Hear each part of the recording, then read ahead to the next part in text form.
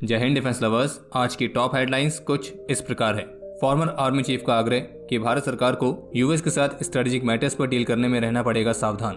France के रक्षा मंत्री अपनी भारत यात्रा के दौरान रफाल फाइटर्स के ऑफर को कर सकते हैं पिच। आईआईटी जोधपुर काम कर रही है एक खास तरह के एआई पावर्ड रोबोटिक्स पर। तेजस MK2 एयरफोर्स में शामिल होगा 2030-31 तक। और म्यांमार गवर्नमेंट ने कई सारी तकनीकी खामियों के चलते JF-17 को किया ग्राउंडेड।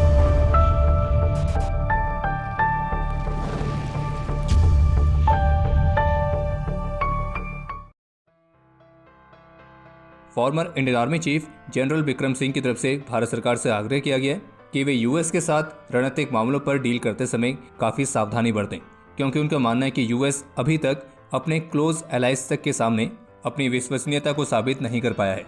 और इसलिए फॉर्मर आर्मी चीफ के मुताबिक भारत, जो कि क्वाड ग्रुप का मेंबर है, लेकिन इसके बावजूद भी जब यूएस से डील करने की बात आती है तो उसे सावधानी से आगे बढ़ना चाहिए, जिसने हाल के वर्षों में नई दिल्ली के साथ अपने संबंधों का विस्तार और गहरा किया है। उनका यह भी कहना है कि बहुत अच्छी बात है कि भारत क्वाड ग्रुप का हिस्सा है, क्योंकि ये इंडो पैसिफिक रीजन में चीन को काउंटर करने के लिए काफ़ी मददगार भी साबित होगा। लेकिन फिर भी यूएस के साथ हम जितना सावधानीपूर्वक आगे बढ़ेंगे तो उतना ही वो हमारे हित में रहेगा, क्योंकि यूएस अभी तक अपने किसी भी स्ट्रेटेजिक या डिफेंस अलायंस के सामने अपने आप को भरोसेमंद साबित नहीं कर पाया है। क्योंकि आप खुद ही देख सकते हैं कि कैसे अमेरिका ने पहले खुद को वियतनाम से, फिर 2 बार इराक से और अभी हाल ही में अफगानिस्तान से बाहर निकाल लिया। और इतना ही नहीं, बल्कि अमेरिका अपने सभी एक्सटर्नल मिलिट्री इंटरवेंशंस में भी विफल रहा है। और इसका एक मुख्य कारण यह था कि यूएस अपना काम दूसरों को आउटसोर्स कर रहा है। और इसलिए यूएस के इन सभी पास्ट रिकॉर्ड्स को देखते हुए भारत को यूएस के साथ किसी भी स्ट्रेटेजिक मैटर पर डील करते समय बहुत ज़्यादा सावधानी बरतने की ज़रूरत है। बाकी आप हमें कमेंट सेक्शन में लिख के बता सकते हैं कि आप फॉर्मर आर्मी चीफ के इस स्टेटमेंट से कितना सहमत हैं। भारत के साथ अपने डिफेंस कॉपरेशंस को और एक्सपेंड करने के उद्देश्य के साथ फ्रांस के रक्षा मंत्री 26 से 28 नवंबर तक भारत की विजिट पर होंगे। और इस दौरान वे अपने भारतीय काउंटर पार्ट यानी कि रक्षा मंत्री श्री राजनाथ सिंह के साथ 4th India France annual defence dialogue को कंडक्ट करेंगे। और इसी दौरान वे कोची में स्थित सदर्न नेवल कमांड के हेडक्वार्टर्स और भारत के स्वदेशी एयरक्राफ्ट कैरियर INS विक्रांत को भी विजिट करेंगे। बाकी जैसे कि आप सभी जानते हैं कि फ्रांस की तरफ से इंडियन एयरफोर्स और इंडियन नेवी दोनों के लिए ही रफाल फाइटर्स को पिच किया जा रहा है। और जबकि इसके तहत जो फ्रांस है वो इंडियन एयरफोर्स के लिए रफाल फाइटर्स पहले वाले रफाल फाइटर्स की तुलना में और भी कम कीमत पर ऑफर करने के लिए तैयार है, और वो भी अधिक से अधिक स्वदेशी कंटेंट के साथ। और इसलिए इस बात की उम्मीद की जा रही है कि फ्रांस के रक्षा मंत्री अपनी इस भारत यात्रा के दौरान इन रफाल फाइटर्स वाली डील को भी पुश करेंगे। और इतना ही नहीं, बल्कि मीडिया सोर्सेज के मुताबिक फ्रांस के रक्षा मंत्री जो INS विक्रांत को विजिट करने वाले हैं, तो इस विजिट का जो प्रस्ताव है वो फ्रांस की तरफ से ही दिया गया था।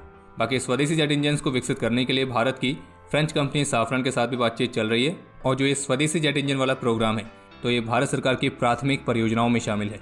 लेकिन आपको ये भी बता दें कि डिफेंस एक्सपो के दौरान GTRE के ऑफिशियल ने डिफेंस एक्सपो के रिप्रेजेंटेटिव के साथ बात करते हुए बताया था कि जो जेट इंजन की टेक्नोलॉजी को लेकर फ्रेंच कंपनी साफरान और यूके की रोल्स रॉयस, इन दोनों के साथ जो नेगोशिएशन चल रहा है, तो इसमें से जो फ्रेंच कंपनी साफरान है तो वो एक टफ नेगोशिएटर की तरह भी साबित हुई है, क्योंकि जेट इंजन की टेक्नोलॉजी को ट्रांसफर करने के मामले में फ्रेंच कंपनी की तरफ से कई तरह की कंडीशंस रखी गई हैं। क्योंकि फिलहाल जेट इंजन वाले टेक्नोलॉजी के मामले में भारत को अब केवल कोर की रिक्वायरमेंट है, और जो कोर पार्ट होता है उसे अब इंजन का दिल समझ लीजिए। और फ्रेंच कंपनी के साथ फिलहाल अभी कंडीशन ये हो रही है कि वे जेट इंजन की पूरी टेक्नोलॉजी पूरी तरह से देने में अभी एग्री नहीं हुए हैं, और अगर कोर पार्ट वाली टेक्नोलॉजी देने के लिए एग्री हो रहे हैं तो उसके लिए वो बहुत अधिक कीमत मांग रहे हैं। और अभी इनके IP राइट्स के बारे में भी कोई कन्फर्मेशन नहीं है कि वो किसको मिलेंगे।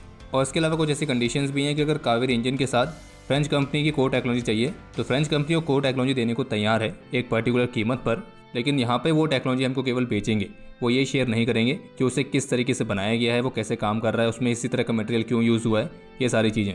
और इसी तरह की और भी कई सारी कंडीशंस है जिसकी वजह से अभी तक साफरान एक टफ नेगोशिएटर ही साबित हुई है।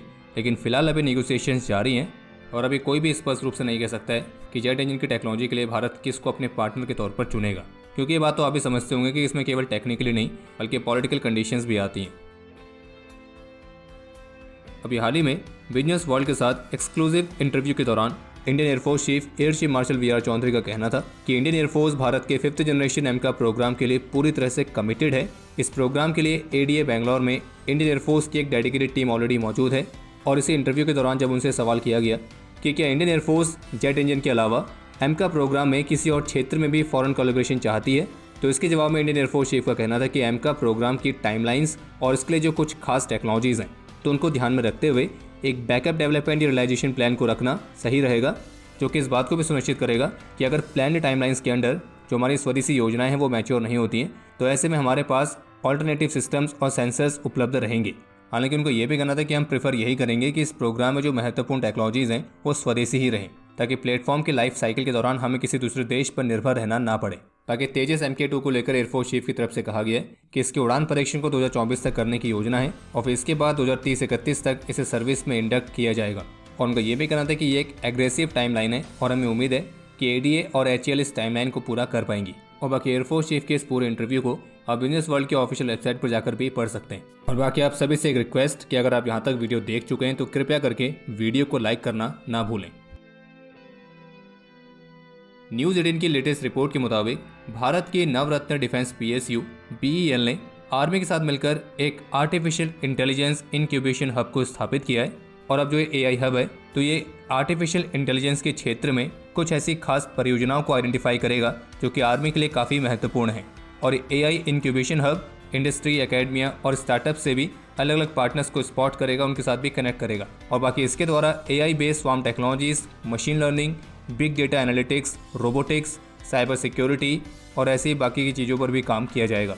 बाकी आपको ये भी बता दें कि IIT जोधपुर भी एक खास तरह के AI powered all terrain vehicle को विकसित करने पर काम कर रही है। और इन AI पावर्ड ATVs को इस तरीके से बनाया जा रहा है कि ये इतने इंटेलिजेंट होंगे कि इस सिचुएशन के आधार पर खुद ही फैसला ले सकेंगे। और IIT जोधपुर की जो टीम इस प्रोग्राम पर काम कर रही है तो उस प्रोग्राम को लीड कर रहे हैं प्रोफेसर C वेंकटेशन। और उनकी तरफ से कंफर्म किया गया कि उन्होंने अपने इस AI powered all terrain vehicle का एक डिटेल प्रेजेंटेशन DRDO के सामने दिया था। बाकी उनके मुताबिक ये व्हीकल बहुत ही कॉम्पैक्ट होगा। अब ये किसी कार की तरह दिखेगा, डॉग की तरह दिखेगा, ह्यूमन की तरह दिखेगा या किसी और चीज़ की तरह, तो ये बाद में डिसाइड होगा। बाकी IIT जोधपुर की टीम जिस कॉन्सेप्ट पर काम कर रही है तो उसमें सेंसर्स, AI, रोबोटिक्स और ऐसी बाकी की टेक्नोलॉजीज़ को यूज़ किया जा रहा है। बाकी इसके अलावा एक अपडेट यह है कि भारत और इंडोनेशिया की फोर्सेस के बीच आयोजित की गई गरुड़ शक्ति 2022 एक्सरसाइज के दौरान रूम इंटरवेंशन के लिए जंगल वॉरफेयर ट्रेनिंग और टैक्टिकल ड्रिल्स की प्रैक्टिस की गई है। वहीं इसके अलावा इंडियन आर्मी की शत्रुजीत ब्रिगेड ने भी स्ट्राइक कोर की आर्मी एविएशन और मैकेनाइज्ड फोर्सेस के क्लोज कोऑर्डिनेशन के साथ अपने रैपिड रिएक्शन ड्रिल्स की रिहर्सल करी थी। और इस एक्सरसाइज के दौरान कॉम्बैट फ्री फॉल और हैवी लोड्स के प्रिसिशन ड्रॉप को प्रैक्टिस किया गया था। बाकी अभी जो भारत और US आर्मी के बीच युद्ध अभ्यास एक्सरसाइज भी जारी है तो इस दौरान इंडियन आर्मी के असम रेजिमेंट ने अपने कुछ वेपन सिस्टम्स को भी डिस्प्ले किया था और जिसमें एक BEL द्वारा बनाई गई एंटी ड्रोन गन भी शामिल है जिसका एक्चुअल नाम लेजर डेजलर है। इसके अलावा आज northern army commander lieutenant general Upendra Dwivedi ने कश्मीर के गुरेज में बॉर्डर एरियाज के ऑपरेशन प्रिपेयर्डनेस की समीक्षा करी है और उनकी इस फॉरवर्ड एरियाज की विजिट के दौरान लोकल कमांडर्स द्वारा उन्हें यहाँ की सिक्योरिटी सिचुएशन और ऑपरेशन प्रिपेयर्डनेस के बारे में जानकारी दी गई है। तो जैसा कि ये तो आप सभी जानते हैं कि पाकिस्तान के नए आर्मी चीफ के नाम की घोषणा कर दी गई है जो कि है लेफ्टिनेंट जनरल आसिम मुनीर। तो इनसे ही जुड़ा एक अपडेट ये सामने आया है कि लेफ्टिनेंट जनरल आसिम मुनीर वही हैं जिनके अंडर में भारत में पुलवामा जैसा कायरतापूर्ण आतंकी हमला हुआ था और ये उस समय पाकिस्तान के ISI के प्रमुख थे। बाकी तो आप सभी को पता ही होगा कि पाकिस्तान के ऑफिशियल्स खुद ही इस बात को स्वीकार कर चुके हैं कि पुलवामा हमले के पीछे पाकिस्तान का ही हाथ था और लेफ्टिनेंट जनरल मुनीर को इस पुलवामा हमले का आर्किटेक्ट कहा जाता है।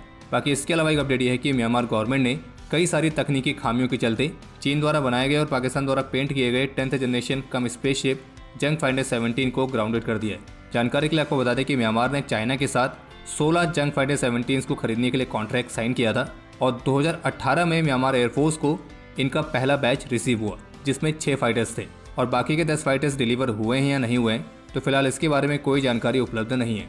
लेकिन लेटेस्ट रिपोर्ट के मुताबिक जो फाइटर्स म्यांमार के पास पहुंच चुके हैं तो उनमें से अधिकतर अब ग्राउंडेड हैं क्योंकि म्यांमार की एयरफोर्स ने इस फाइटर में कई सारे स्ट्रक्चरल फ्लॉज और टेक्निकल प्रॉब्लम्स ऑब्जर्व करी हैं और ये बाकी उन देशों के लिए भी एक तरह का सबक है जो कि जंग फाइटर 17 को खरीदने का सोच भी रहे हैं। बाकी अब समय है आज के इतिहास का। आज के दिन 2018 में जम्मू कश्मीर के शोपियां में अपने अदम्य साहस और वीरता का परिचय देते हुए लांस नायक नाजिर अहमद वानी ने अपने जीवन का सर्वोच्च बलिदान दिया था और मरणोपरांत इन्हें अशोक चक्र से सम्मानित किया गया। आज के दिन 1987 में ऑपरेशन पवन के दौरान मेजर रामास्वामी परमेश्वरन वीर गति को प्राप्त हुए थे और मरणोपरांत इन्हें भारत के highest war time gallantry award Paramvir Chakra से सम्मानित किया गया। बाकी आपके लिए आज का सवाल, स्लिनएक्स बायलैटरल मैरीटाइम एक्सरसाइज भारत ने किस देश के साथ आयोजित करी थी? समय है आज के टॉप 3 कमेंट्स का जो ये रहे आपकी स्क्रीन पर।